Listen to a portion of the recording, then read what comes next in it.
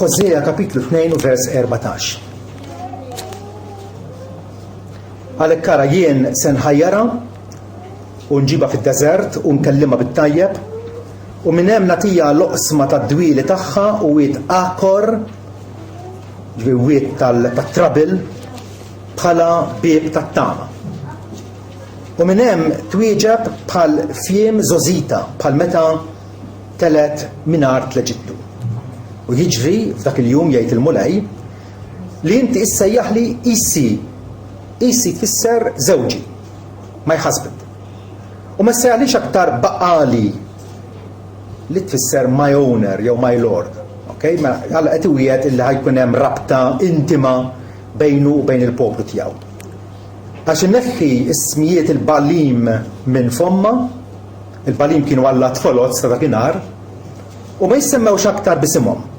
U dakinhar norbot għalihom rabta jew patt mat-tbejjeb tad-deżert u mat-tjur tas-sema u mal-ħlejjaq li jitkaxkru tal-art u mal-art inkisser, mill-art inkisser u nbijat il-qaws, is-sejf u l-gwerra u nħallihom jistrieħu bla biża'.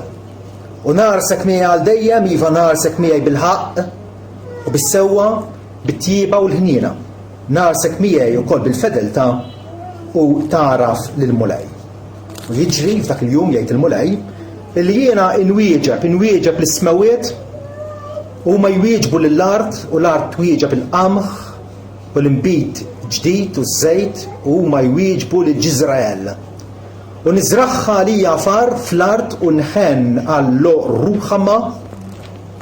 ruħama tfisser m'għandix ħniena u ngħid lill-loqami tfisser mhux il-poplu tiegħi, int il-poplu tiegħi u huma jwieġbu int Alla tiegħi. Alla qed iwiegħed hawnhekk illi se jkun hemm dal-kambjament kbir illi se joqrob lejn il-poplu tiegħu, se jarrashom miegħu u fejn qabel ma kunux jafu l-ħina tiegħu u lanqas kienu l-poplu tiegħu jagħmel il-poplu tiegħu. Li profezija li ċertament qed titwettaq fostna aħna nies illi darba ma kunux nafu lil Alla ma llum nafuh permezz ta' Ġesu Kristu. Jien ħobb nirreferi għal Bibbja bħala storja ta' mħabba. Storja ta' mħabba li Alla minkejja l-bniedem tbiet minnu Alla baqa' jfittex il-bniedem u irid li l-bniedem jaraf u jesperjenzja l-imħabba superba tal-Alla. Il-ġrajja mill-antik teħodna meta Alla kellu poplu ċkejken fl-Eġittu mjassar u Alla bagħat il-Mosè ħariġhom mill-Eġittu tom il-libertà, daħħalhom fart nixxi bil-ħalib u l-asel u Alla intrabat patt magħhom. Għamel rabta magħhom illi hu jkun Alla tagħhom u huma allura m'għandhom ikollhom ebda Alla ieħor ħliefu. Alla ried li n-niesu ikunu devoti lejh u lejh biss. Però nibqgħu naqraw u naraw kif il-poplu Iżraelita b'ostinazzjoni u b'tostaġni u b'nuqqas ta' fidi sekwit nesa lill-Alla. Nesa lill-Alla u adotta Alla oħra tal-pagani. Saħansitra meta ħarġu mill-Eġittu ħadu magħhom xbijat tal-allat folot li kienu jaħu dwarhom hemmhekk. L-Alla Rifan u l-kewba ta' Molok. Da kollu naqrah fl-iskrittura. Ġifieri ħerġin mill-jasar u jieħdu magħhom il-ħmieġ u l-idolatrija li kienu fiha fl-Eġittu. Alla bagħat il-profeti tiegħu biex ifakkarhom kull darba li intom niesi u jiena nippretendi minnkom l-ubbidjenza u l-qima devota tagħkom mingħajr ma tirrikonoxxu l-allat folozz li fl-aħħar mill-aħħar huma xejn li fħruha u stħajjil invenzjonijiet tal-moħħ uman. Il għaliex il-Bibbja tarrafna li hemm Alla wieħed ħaj u veru. Alla wieħed ħaj u veru. Il-ħallieq tas-sema u l-art. Jaħwe illi qorob lejn Iżrael u Iżrael xorta waħda l-massa kbira tagħhom ħajdu hekk ma għarfux. Ġeremija imbagħad jgħid li Alla se jagħmel patt ġdid ma' Izrael. Mhux bħal patt meta ħariġhom mill-art tal-Eġittu, ma' patt aħjar, patt superjuri. Patt li huma jarfu x'inhi l-maħfra nubiet u illi Alla jikteb il-liġi tiegħu f'qalbhom u f'moħħhom iħażżihom u nikkawża li huma jimxu fil-modijiet tiegħi. Ġifieri anke mill-antik Ġeremija pereżempju ħabbru jiem aħjar għal nies tagħna. U Ħosea huwa ħanejdu hekk champion tal-grazzja tagħna. Illi anke fi żmienu stess, l-istess ismu jfisser salvazzjoni, Ħosea salvazzjoni. U Alla qabdu biex iwassal messaġġ il ta' ġudizzju imma wkoll ta' restawrazzjoni li Alla kien se jiġbor lura fiħdanu il-poplu tiegħu. Ħosea kiteb madwar is-sena 710 qabel ma twiled Ġesu Kristu. Huwa l-profeta ta' qalb maqsuma il għaliex qed jgħix fost poplu li minkejja li suppost jafu li għandhom ikunu leali lejn Alla waħdu. Però kellhom il-Ballim u l-Ashtarot u allat adottati mill-ġnus pagani ta' madwarhom. U Alla kif sikwit kien jagħmel, qabbat il-Ħosea biex jagħmel biċċa xogħol skabruża ħafna. Ikkmandah biex jiżżewweġ prostituta. Alla ikkmanda l-Ħosea fil-bidu tal-ktieb jgħidilna mur, Alla qed ikellem il-Ħosea mur huwa għalik marra taż-żena u liet iż-żena għax l-art qiegħda tiżni wisq għax telqet il-mulej. U Alla rrid jagħmel parabbola ħajja b'dan ir-raġel billi qabdu jiżżewweġ prostituta u kellu l-uliet minnha u din telqitlu u marret marġi l-oħra titkasbar u titħammeġ. U x'taħseb li jagħmel Ħosea wara? X'in kien jaf li hija makusa, magħluba, m'għandix għaxa ta' lejla. Mormija minn kulħadd wara li jaqsruha bħal l-ummija remawha. X'taħseb li għamel Ħosea wara? Mar u xtra mis-suq tal-ilsira u rrestawra. U Alla inqeda b'din l-istorja ħajja illi preżenta lil poplu Ludi biex jurihom illi hu wkoll kien se jirrestawrhom. U din hija l-imħabba tant superba, tant lilien mill-loġika tagħna. Għax aħna kultant ngħidu, jew normalment ngħidu jekk tħobbni ħobbok. Natik biex tagħtini u ngħixu flimkien two-way traffic speċi. Imma li jiena nħobbok mingħajr tama li inti tħobbni lura u minn qed nara ebda respons minn għandek. Din hija il-messaġġ ta' Ħosea illi Alla huwa Alla ta' ħesed li ma bħal. Ħesed hija kelma speċjali tintuża fit-Testament il-Qadim, tintuża 250 darba. Tfisser ħafna. Infatti jekk taqra traduzzjoni diversi bl-Ingliż u bil-Malti, ġi għall-istess kelma ħesed ġi li għamluha imħabba ħanina, imħabba leali, ħniena, tjieba.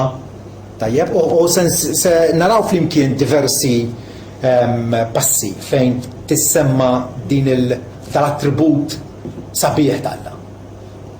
U ħanfakkarkom li kull darba mek il-kelma hija ħesed. Tajjeb għax ħanarawha tradotta differenti. Hija tradotta differenti għax tant hija speċjali din l-idea li Alla huwa Alla ta' grazzja, ta' ħniena, ta' miserikordja. Illi anke minn hawnhekk jgħidilhom jiena narsek miegħi għal dejjem, iva narsek miegħi bil-ġustizzja u bis-sewwa, bit-tjieba u bil-ħniena. Narsek miegħi wkoll bil-fedeltà u taraf lil mulej. 3 darbiet jirrepeti ruħu Alla il għaliex il-poplu tant kien dbiet minnu, tant mar lilin minn kull tama illi jekk inti inġurjajtni u nikkitni u ħatta kontrija u għamilt il-ħsara. U jiena ġenajtek ma xorta waħda nħobbok. Forsi ngħidilek darba ma tkunx biżżejjed. Nkun irrid nirrepeti u nerġa' nirrepeti. U għalhekk Alla f'dan il-vers li huwa ċertament denju li nitalmu bl-amment. Narsek miegħi għal dejjem. Il-permanenza tal-imħabba tagħna. Alla jħobbok u jibqa' jħobbok. Dik diġà hemmhekk għandna min jipprotesta kontrija. Għaliex hija lilin mill-fehma tagħna. Li nagħmel x'nagħmel, Alla jibqa' jħobbni. U narsek miegħi bil-ġustizzja. Għax hemm jgħid li tagħmel x'tagħmel, imma t-tieni repetizzjoni narsek miegħi għal dejjem, narsek miegħi bil-ħaq, bil-ġustizzja ġifieri. Ir-rabta ta' Alla magħna u aħna miegħu ħad tkun rabta ta' ġustizzja. Fil-waqt li aħna induqu naraw kemm hu ħelu il-mulej, fl-istess ħin Alla iwedna illi s-sodana rġlejna biex nimxu tul dik it-triq ta' ubbidjenza. Iwedna illi anqal fina dak ir-respons illi aħna inwieġbu għall-imħabba Alla. Inwieġbu għall. Flok nikkalpestawa, nożuha. Flok maħna narmuha, napprezzawa. Allura narsek miegħi bil-ħaq u bis-sewwa bit-tjieba u l-ħniena. Narsek miegħi wkoll bil-fedeltà. X'inhi hija fedeltà? Hija realtà li qed kull jum qed tonqos minn pajjiżna. Ma nafux jiġifieri li tibqa' fidil. Tibqa' żżomm kelmtek. Mhux tagħmel weda u tiksirha, ma tagħmel weda u żżomma, dik hija fedeltà. Alla huwa fidil, għaliex għax huwa Alla ta' ħesed kbir. Ta' mħabba leali, imħabba soda, imħabba fidila. Din hija il-tip ta' imħabba li Alla bija jorbotna miegħu f'relazzjoni ta' mħabba. Il-mħabba fidila allura li Alla juri lill-poplu infidil tiegħu. Alla fidil jitratta ma' poplu infidil. Bħalma Ħosea iżżewweġ il-din il-mara Gomer u fidil magħha u taħrablu, tabbandunah, titilqu, tħammiġlu ismu. U Ħosea jibqa' isus waraja. Din hawnhekk għandna stampa sabiħa tal-liema salima estremità Alla iħobbna. Alla iħobbna sal-estremità illi ma frankajx l-istess ibnu. L-istess ibnu illi ħabbu mill-eternità passata. Ma frankajx l-istess ibnu, ma ta' ħalina l-koll. Walaw miegħu ħajtina b'xejn ukoll il-ħwejġ kollha. Għandna fejn nimirħu u nwessaw qlubna biex aħna nilqgħu aktar u aktar il-meravilja tal-ħesed tal-Alla, l-imħabba ħanina tiegħu. Alla fidil iħobb il-poplu infidil permezz ta' patt. U l-patt tal-Alla ma jinkisirx għalhekk narsek miegħi għal dejjem. Din l-istess idea ta' erusija. Ta' erusija. L-erusija għall-lud kienet prattikament żwieġ. Li kien jonqos kien biss li l-arus u l-arusa imorru joqogħdu flimkien. Ma kienu imwedin għal xulxin, mhux bħallum, arus u tlaqt ma ġara xejn. Kienet rabta reali. Din l-idea Pawlu juża meta ikellem lilna Kristjani llum il-ġurnata, pereżempju l-Korinti jgħidulhom jiena nejra likom bejra Alla. Irid jipproteġihom u jħarishom biex jibqgħu mexxin fit-triq li suppost jgħaddu minnha. Allura nejra likom bejra Alla għax jiena arrastkom ma'rus wieħed biex nippreżentakom bħala xebba safja lil Kristu. Arrastkom ma'rus wieħed. Minu? Huwa Ġesu. Aħna marsin miegħu u allura qegħdin nantiċipaw kull jum dak il-Bibla sejjaħlu it-tieġ tal-ħaruf. Meta l-erusija tagħna ma' Kristu, r-rabta tagħna ma' Kristu li ma tinħalx se tkun konsumata, se tilħaq it-twettieq u l-perfezzjoni tagħha fis-smewit. Għarrastkom ma' rus wieħed biex nippreżentakom bħala xebba safja lil Kristu.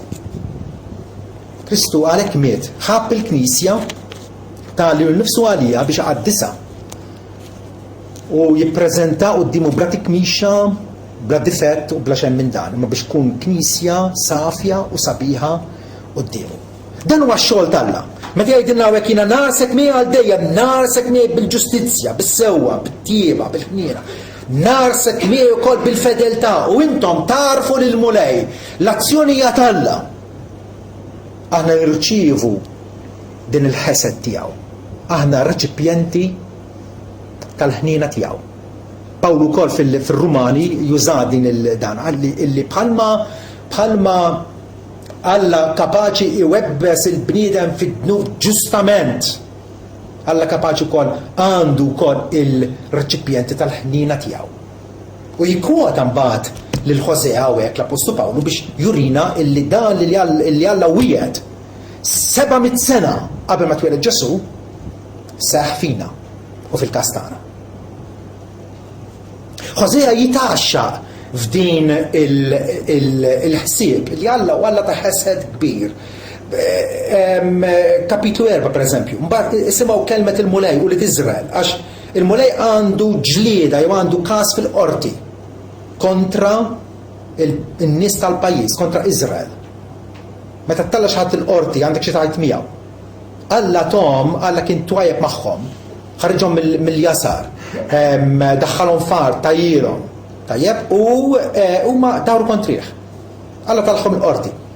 Ja figura ta' diskors biex nifhmu. Tajjeb? Alla għandu każ il-qorti man-nies tal-pajjiż għax m'hemmx verità, m'hemmx ħesed, hawnhekk għandi ħniena jiena, m'hemmx tarif talla fil-pajjiż. Meta aħna Alla qiegħed iwiedna u infatti diġà tagħna l-ħesed tiegħu. U rina l-ħniena tiegħu illi deret lid-dinja kollha. Tajjeb, u aħna ma nwiġbux għal dil-ħniena. Alla jtallana l-qorti. Ikollu xi jgħid magħna. Il għaliex ma nkunux qegħdin nirrispondu kif jixraq għal din l-inizjattiva grazzjuża tiegħu. L-istess fil-kapitlu 6, vers 4, jgħid: O Efraim, x'nagħmillek? O Ġuda, dan żewġ tribujiet kbar ta' Iżrael. O Ġuda, x'nagħmillek? Għax it-tieba tagħkom il-ħesed tagħkom bħas-sħaba tas-sebħ u bħan-nida li tgħaddi kmieni. Alla wieħed ħesed jew ħniena kontinwa għal dejjem. U n-nies tal-pajjiż il-ħesed tagħhom kien bħal-sħaba ta' filgħodu. Wara 5 minuti tfittex ma ssibix. Bħan-nida li ta' Kapitlu 10 vers 12 jgħid: Iżiraw għalikom skont il-ġustizzja, aħżdu skont il-ħesed, skont il-ħniena. Alla irid lil niesu illi jimxu fil-ġustizzja. X'inhi ġustizzja? Illi inti tkun taqbel mal-liġi tiegħu, tipprattika l-liġi tiegħu. Għax hija l-liġi li turik it-triq tas-sewwa. Tajjeb? U aktar minn hekk illi taħsad skont il-ħniena. Ġesu stess jgħid jiena ħniena rrid u mhux sakrifiċċju. Ħniena rrid. Il-ħesed ta' Alla. Kapitlu 12 vers 6 wkoll jgħidilna għalhekk erġa' lura lejn Alla tiegħek, ħares it-tjieba u l-ħaq u t-tama f'Alla tiegħek għal dejjem. Ħares il-ħesed. Aħna li rċivejna il-ħniena ta' Alla, ejjew ngawduha. Ejjew nħadmuha fina. Ejjew ngħadduha wkoll lil ħaddieħor. Din il-ħesed allura hija it-tieba leali ta' Alla bħala missierna, l-affezzjoni tiegħu, il-tenerezza tiegħu lejna li hija lilien mid-deskrizzjoni, lilien minn kull ħsieb. F'Iżajja pereżempju, Iżajja xejn inqas jiċċelebra il-ħesed, il-ħniena ta' Alla. Meta f'kapitlu 63 vers 7 jgħid: jiena infakkar il-ħesed tal-mulej. U tajjeb li aħna kull filgħodu u matul il-ġurnata niftakru aħna x'aħna. Aħna reċipjenti tal-ħesed ta' Alla, tal-ħniena tiegħu. Li kien mhux għal ħniena ta' Alla, ħankunu bħal ħaddieħor, ħankunu bħal dawk in-nies li b'mod salvaġġ qabdu u jitlu fit-teatru fil-ground tal-futbol joqtlu lin-nies qishom qtates. Qattus ma toqtlu hekk, aħseb wara. Bina mingħajr Alla isir bima. Aħna għal qed jgħidilna il-huwa tajjeb li niftakru jekk aħna irċivejna l-Vanġelu, Alla lluminalna moħħna, Alla fetħilna qalbna biex inwieġbu għall-istorja tal-imħabba tiegħu. Tajjeb? Huwa tajjeb li aħna nfakruha din. Nfakkarha miegħi nnifsi, nfakruha ma' xulxin, tajjeb, u wkoll inwasslu għal-nies li għadhom ma jafux jiġifieri. Nfakkar il-ħesed tal-Mulej u tifħir il-Mulej skont kull ma għamel magħna l-Mulej u l-ġid kbir ma' dar Iżrael li għamel magħhom skont il-ħnina tiegħu u l-kotra tal-ħesedijiet tiegħu. Għal darba u hekk, iżejja jagħmilha fil-plural. Ħesedijiet. Hawnhekk għandi skont il-grazzji tiegħu. Tajba wkoll, sabiħa. Alla li jimmultiplika kontinwament palma ta' tmur fuq ix-xatt tal-baħar u tiġi dik il-mewġa ċkejkna u tiġi oħra warajha u tiġi oħra warajha. U meta qatt u qatt. Għax il-baħar hekk jiffunzjona. U Alla kif jopera magħna billi waslinna mħabtu. Billi waslinna il-fedeltà ħanina tiegħu magħna. U allura nistgħu faċilment ngħidu li r-relazzjoni tagħna, il-rabta li għandna mal-Alla f'kull aspett, f'kull qasam hija msejsa fuq il-ħesed tiegħu. Hija msejsa fuq dik li t-Testament ġdid isejħilha l-grazzja tiegħu, l-ħniena tiegħu, t-tjieba tiegħu, il-miżerikordja tiegħu, il-modrija tiegħu, il-kumpassjoni tiegħu. Nistgħu nibqgħu sejrin. L-idea waħda li Alla jagħti lil min ma ħaqqux. Alla jbierek lil min suppost bil-ġustizzja jikkastigah. Imma flok jikkastigah ibirku. U jbirku ovvjament permezz ta' ibnu Ġesu Kristu. Il-profeti Ħosea, Iżajja, Ġoel per eżempju ukoll isemmi il-ħesed għalhekk issa wkoll jgħid il-Mulej duru lejja b'qalbkom kollha. Għamil jekk Alla Alla ħanin, dan huwa rispons xira u loġiku li aħna nagħmlu. Induru lejh b'qalbna kollha bis-sawm, bil-biki, bit-tinwieħ, u ċoħe bindiema ġenwina, u ċartu qalbkom u mhux wejjiġkom. Dakinhar l-idea kienet li biex inti turi s-soba tiegħek iċċarrat wejġek. Għalhekk m'hemmx għalfejn wiri, m'hemmx għalfejn show, m'hemmx għalfejn nippressjona l-ħadd. Għatin qalbek qed jgħid Alla. Għatin qalbek. ċartu qalbkom u mhux wejjiġkom, dur l-Mulej Alla tagħkom. Għaliex għandi ndur li Alla? Meta naf li Alla huwa mħallef ġust illi ma jfrankajiex lil ħsiena, imma ċertament jikkastigaw. Hekk qallu l-Mosè. Alla ma jfrankajiex lill-inġust, jikkastigah. It-teddida tal-Alla, Alla jagħmel tajjeb għalija. Imma għaliex għandi ndur lejh, għamek jgħidlek. Dur il-Mulej Alla tagħkom għax twajjeb u ħanin il-Mulej. Idum biex jadab u mimli ħesed. Mimli ħesed. Mhux sempliċement ftit jew aspett huwa mimli bil-ħesed u jisobbieħ għad-deni u libat. Ħanidilkom din, Alla meta jikkastiga lil midneb ċertament ma jħux pjaċir. F'Eżekjel għandna miktub illi jien ma nħux pjaċir bil-mewt tal-ħżiena. Imma aktarx irrid illi l-midneb idu lejja u jgħix. Alla jitenna f'dawk in-nies illi jarfuh u jħadmu fihom il-ħesed, il-ħniena illi hu waslinna permezz ta' Ġesu Kristu. Mikea kapitlu 6 vers 8 jgħidilna bħalli kieku jrid jiġbrilna fi ftit kliem il-rabta tagħna mal kif għandna x'naqsmu mal-Alla u Alla magħna.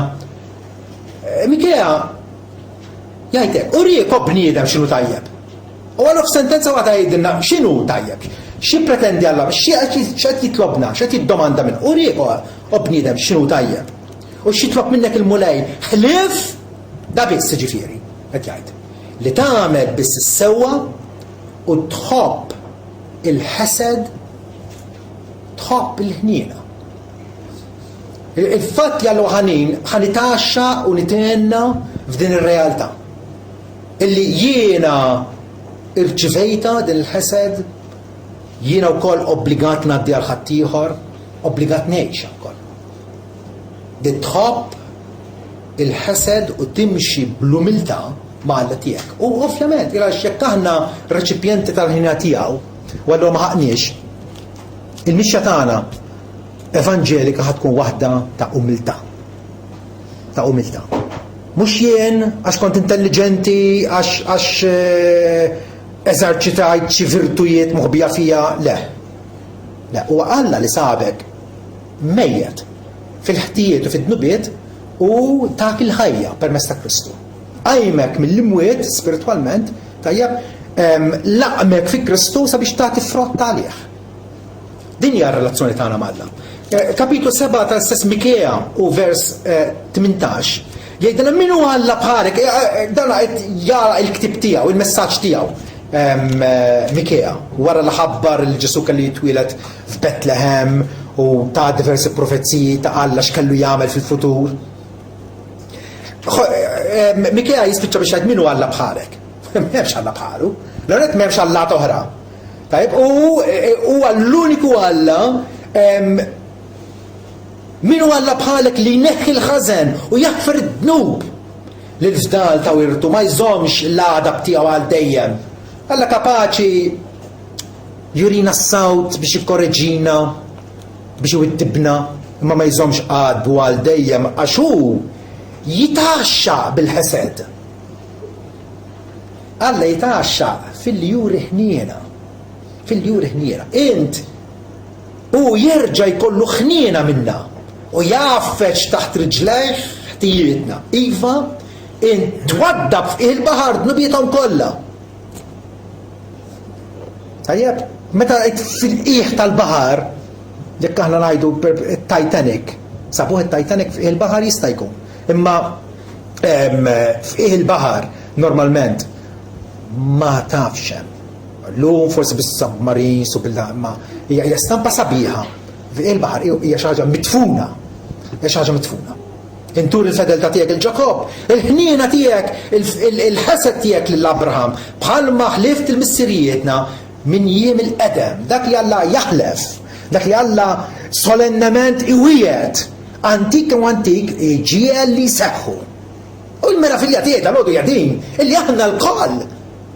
Alla wetta il-weda tiegħu mill-antik magħna tant ġenerazzjonijiet għaddew.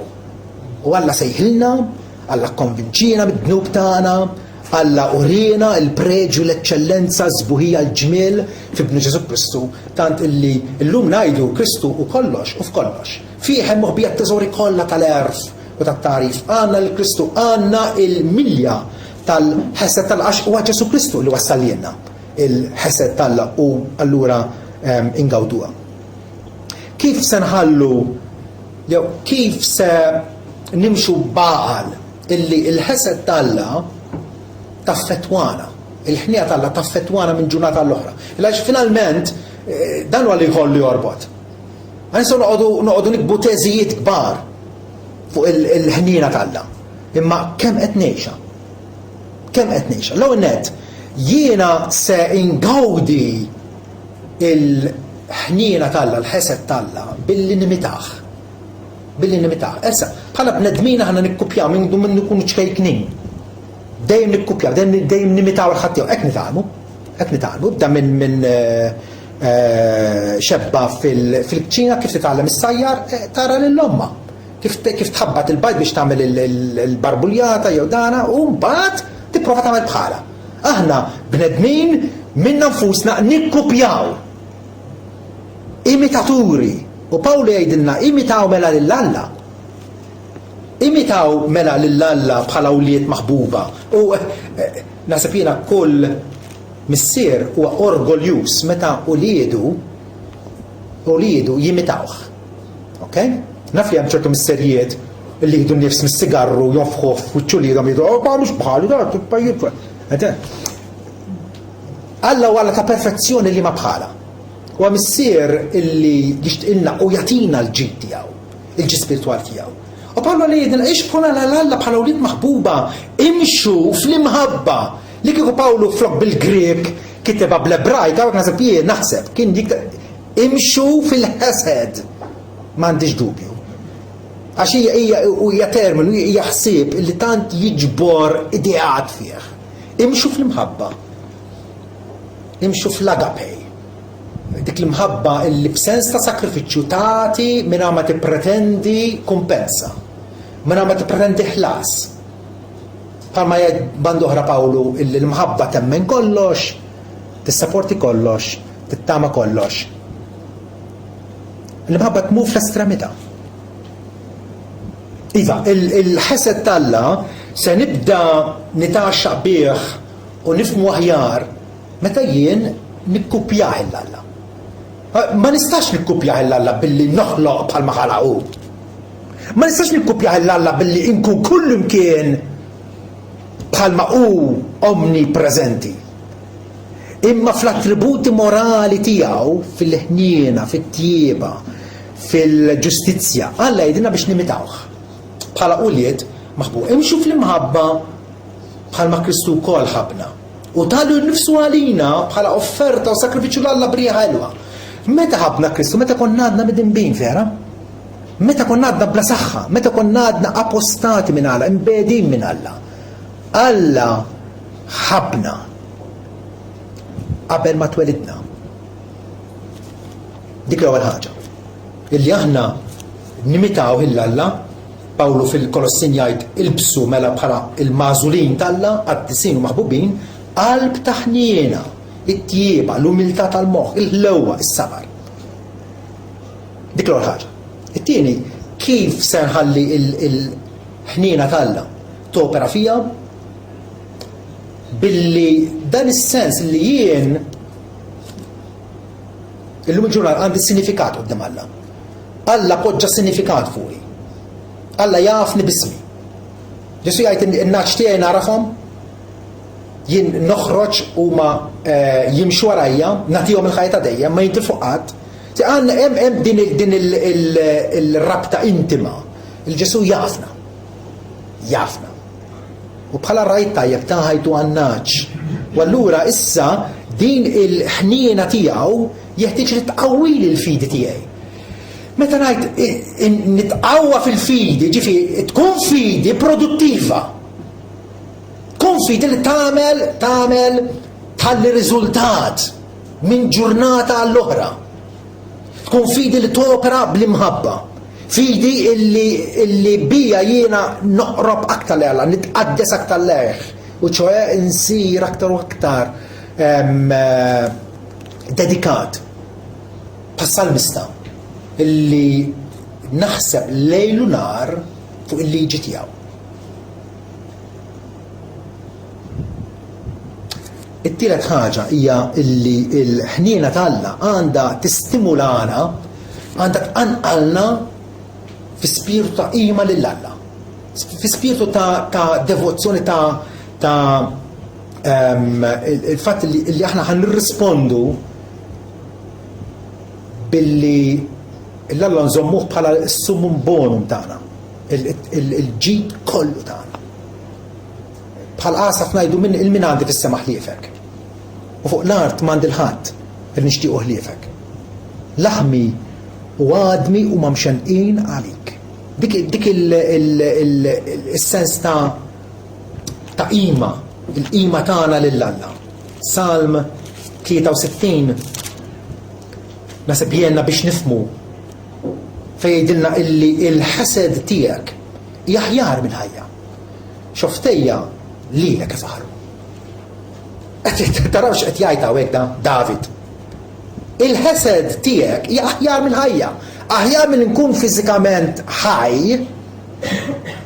magħkom. Jiena għandi nasa biex nirraġuna illi l-fatt li jiena rċivejt il-ħased talla ma jqosni xejn aktar. U għalhekk Pawlu jgħid illi jiena għalija li ngħix wa Kristu, li mutu għalih. Li mutu għalih. L-istess ħaġa Salm 38 vers 2. Nagħti qima quddiem it-tempju mqaddes tiegħek u nfaħħar ismek għal ħesed għandi għatjiba u l-fedeltà tiegħek għax int kabbart ismek u kelmtek fuq kollox. Tinnotaw kif David qed jgħid jiena se nagħti qima quddiem it-tempju mqaddes tiegħek. Għaliex? Minħabba il-ħesed ta' Alla. Ġifieri il-Kristjan ħajikber, ħajmatura, ħajgħaddi l-qudiem aktar mhux biss li jirrifletti fuq il-ħniena leali ta' Alla lejna, imma illi twaslu biex iqim lill-Alla. Illi iżomm mill-Alla bħala il-barka totali tiegħu. Intom tafu u naħseb jiena kollha kemm aħna xi darba ngħaddu anke minn